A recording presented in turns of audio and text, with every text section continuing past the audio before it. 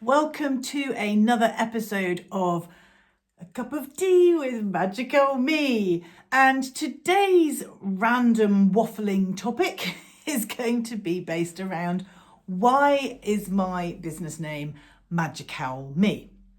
So it started off with a bit of a joke because I play in a string quartet. If you don't know it, it's the Bristol string quartet I play with. And we had, I don't even know why it started, but I ended up, my nickname was Owl. I think it was because I'd already started writing the Twitch and the Witch books. I think that was where it started. So obviously Twitch is the little owl. And so because I kept talking about Twitch and the Witch whenever we were doing gigs and things and playing at weddings, then they started calling me Owl. And then my friend from school who also plays in the quartet, she plays the cello, she is Badger. So we've got Badger and Owl. But anyway, so then we started this game and it's highly entertaining. I do suggest that you kind of play it. So you got to try and find words that have owl or all in them and you change it to owl. So it's magicowl or whimsicowl or unusual and things like that. So that when you're then talking, if any of those kind of words come up in, so it's not a very sensible game, but it is quite entertaining. It is quite fun. And it helps pass the time. So that was where that side of it started. Originally the business was called Twitch and the Witch, but I then realised that that was only a very small part of what I was wanting to do. They were just very specifically the children's books. So I wanted to also start releasing songs and music. I wanted to potentially write for young adults or for adults later on. I wanted to leave as many avenues open. And so I wanted to create an umbrella at which Twitch and the Witch was just one particular part underneath this umbrella.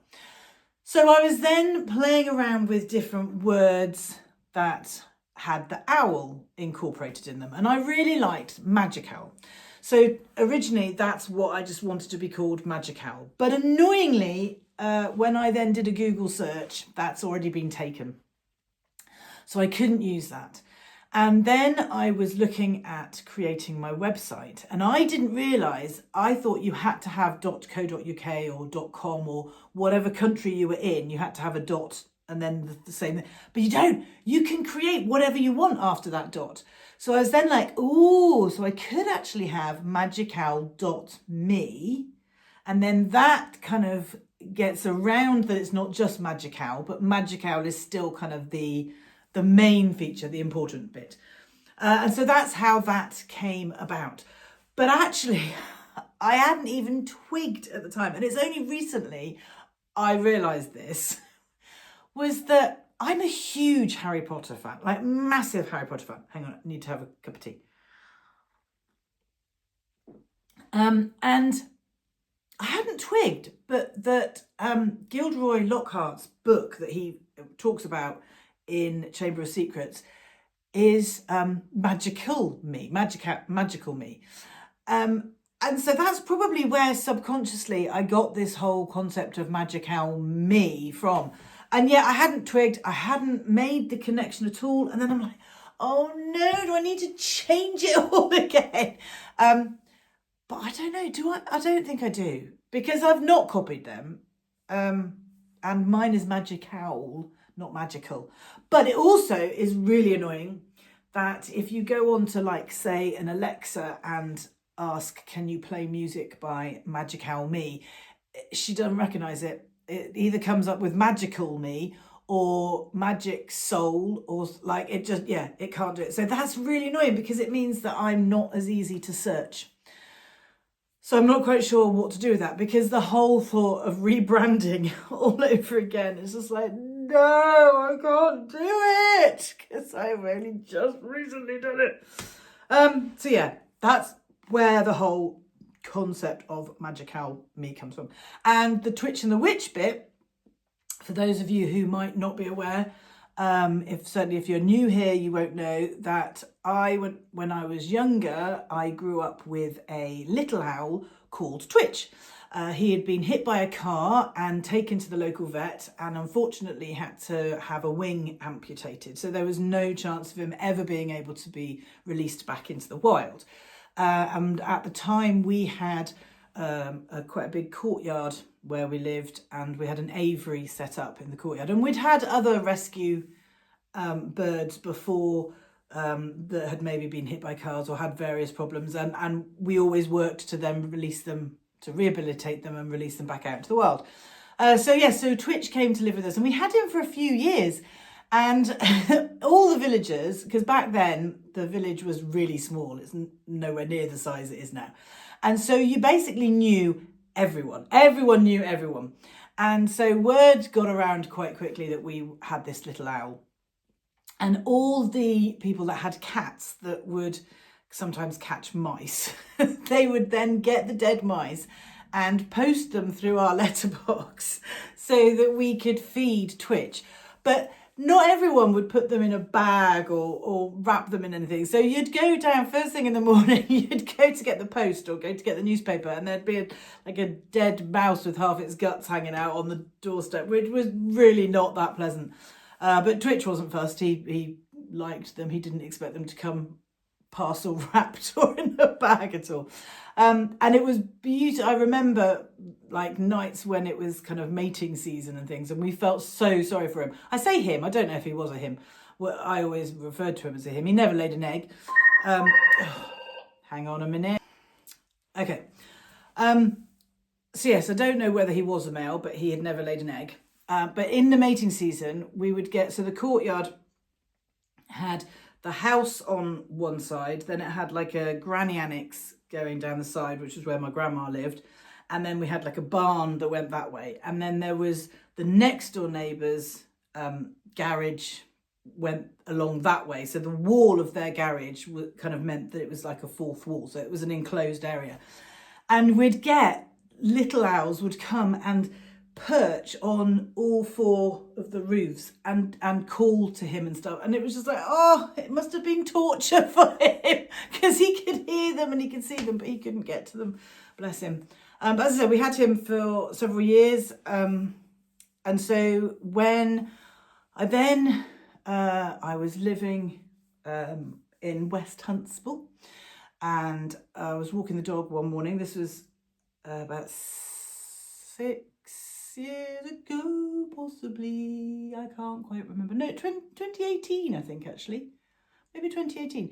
And there was a baby little owl, and it had fallen out the tree, which they do often when they're first learning to fly. Owls will kind of end up on the floor, and the usual advice is to just leave them be. They will quite often find their way back up, or the parents will come and help get them and stuff. So at first I saw it on the floor, obviously called the dog over and left it there because I thought, well, it will sort itself out. I then went, but that was in the morning, and then I went back in the evening and it was still there, and it looked as if it was actually injured. So whether at that point someone else's dog had come along and taken a bite to it, or whether maybe it had been injured all along, I don't know. But anyway, it ended up, I did pick it up and took it to Secret World, which is a rescue centre for wild animals and things nearby to where I live. And they were able to patch him up, look after him, and then they did send me, because you can ask to follow the progress of things, and so he did get released back out into the wild. But it reminded me of our Twitch, and at that time I was already thinking about writing books for children, and wanted to kind of address the balance, really, that most children's books have an evil witch in them, or the witch is some scary old crone. And I wanted to actually kind of address that's not what a witch is at all. And that kind of traditional evil witch was all propaganda that was fear-based, and because women were healers, and women, I mean, it was also directed at men sometimes, but predominantly women. And I'm sure if you follow me, you kind of already know all of this anyway, because you'll be a like-minded sort of person that you're fully aware of the witch trials and the injustice of all of that. If not, let me know, because I can then do another video about that another time, another cup of tea. So yeah, I wanted to write a series of fun books, rhyming books, because I love to rhyme, books for children that showed that you can actually have nice, friendly witches. They're not all evil or scary looking, and obviously then incorporate the owl called Twitch. He's not actually, in the books, he's not so much a little owl as more of a kind of barn owl, because they are, I think, cuter. They're quite an iconic sort of heart-shaped face. So that's where that kind of concept came from. So if there's anything, as I said, if there are any topics that you would like me to chat about, or anything you would like to ask me, the whole idea with this cup of tea with Magicowl Me is that I just sit and chat and waffle or whatever for the amount of time it takes me to drink a cup of tea. So they're going to be about sort of 10-15 minute videos. The only problem is if I'm talking so much I don't actually drink the tea, so I must remember to keep drinking the tea as well. And of course you're welcome to put the kettle on and drink your cup of tea with me, and it can be like we're across from each other. Once I get a little bit more confident with this whole videoing malarkey, I might even brave it and go live. You never know. And then we can actually do a proper conversation and talk in real time with each other. But anyway, that's enough for now, because I have nearly finished my tea. So thank you very much for listening and for joining me for a cup of tea with Magicowl Me.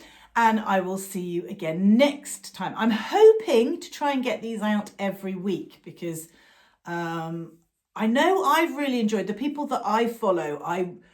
There are people that post videos kind of every week or every month, and I really look forward to that. They become part of my week and part of my routine. So I will try and do the same for you, so that you can, if you do end up enjoying these videos, then I will try and become a regular part of your day.